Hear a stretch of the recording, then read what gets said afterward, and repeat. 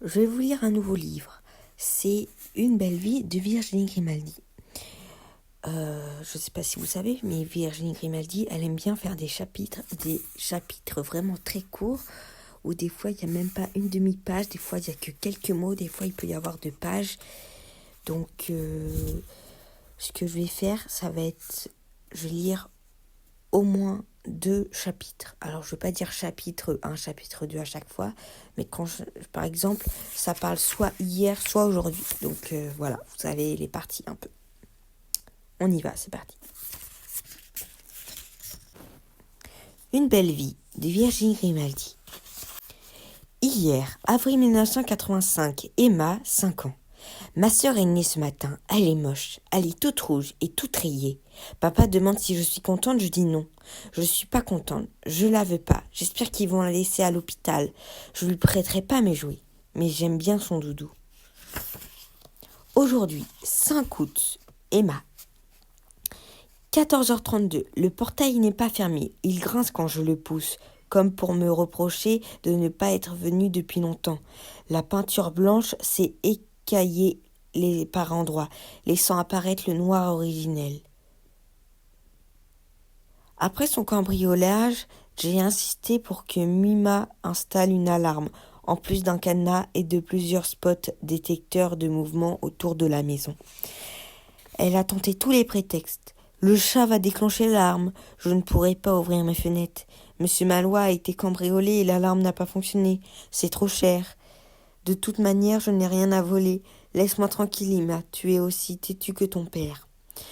Je suis la première arrivée. Les volets sont clos. Les mauvaises herbes s'insinuent entre les dalles et de la terrasse. Les pieds de tomates ploient sous les fruits. Mima les a plantés le jour de mon anniversaire. Elle m'a appelé juste après. Elle pestait contre la terre qui s'était incrustée sous ses ongles et avait résisté au nettoyage.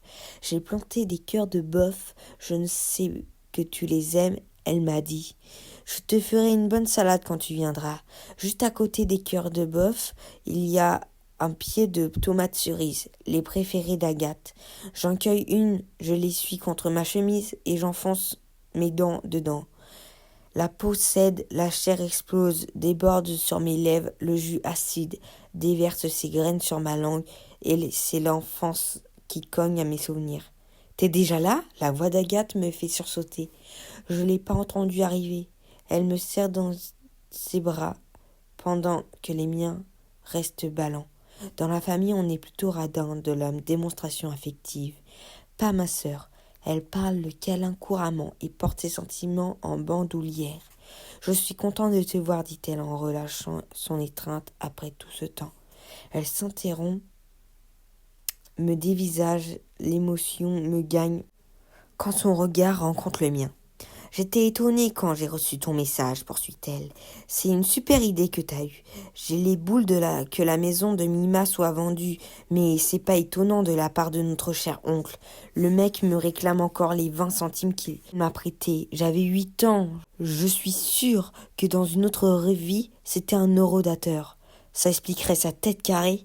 Ouais, si tu lui appuies sur le nez, il chie un ticket de stationnement. Bon, on ouvre la maison ? Je suis vers la porte. Le ciel éclabousse ses cheveux et de longs fils blancs apparaissent dans sa tignasse blonde. Ces témoins du temps me serrent le cœur. Sous mes yeux au quotidien, ma petite sœur ne vieillissait pas. On a pris 5 ans depuis la dernière fois et tout à coup, Agathe est devenue une adulte. Je sais pas où j'ai foutu la clé. Elle vide son sac sur le paillasson. La longue clé en bronze gît au milieu des paquets de chewing-gum et des cigarettes. La voilà. J'aurais voulu qu'elle n'y soit pas, qu'on reparte sans pouvoir entrer, qu'on soit obligé de renoncer. J'aurais voulu ne jamais avoir proposé à ma sœur de venir passer nos dernières vacances ici. Comme quand on était petite, avant que la maison n'appartienne à d'autres. J'aurais voulu ne jamais savoir ce que ça fait de voir cette porte s'ouvrir et de ne plus entendre la voix de notre grand-mère nous demander de nous déchausser.